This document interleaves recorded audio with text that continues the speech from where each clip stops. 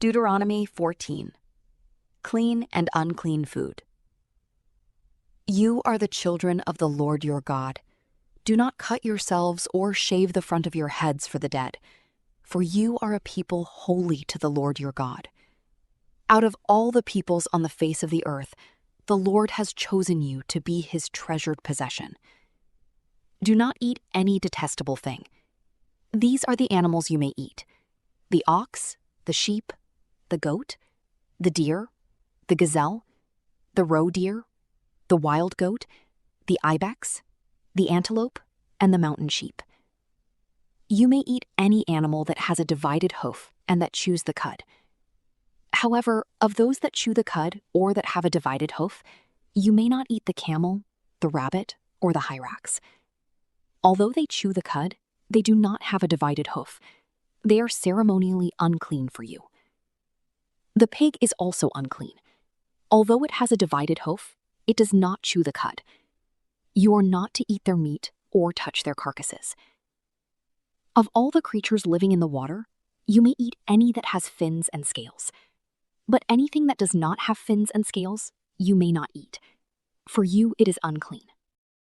You may eat any clean bird, but these you may not eat: the eagle, the vulture, the black vulture, the red kite, the black kite, any kind of falcon, any kind of raven, the horned owl, the screech owl, the gull, any kind of hawk, the little owl, the great owl, the white owl, the desert owl, the osprey, the cormorant, the stork, any kind of heron, the hoopoe, and the bat.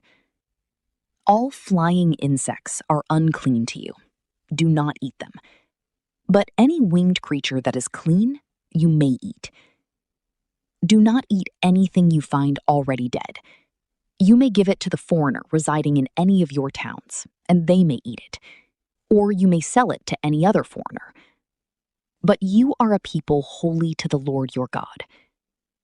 Do not cook a young goat in its mother's milk. Tithes.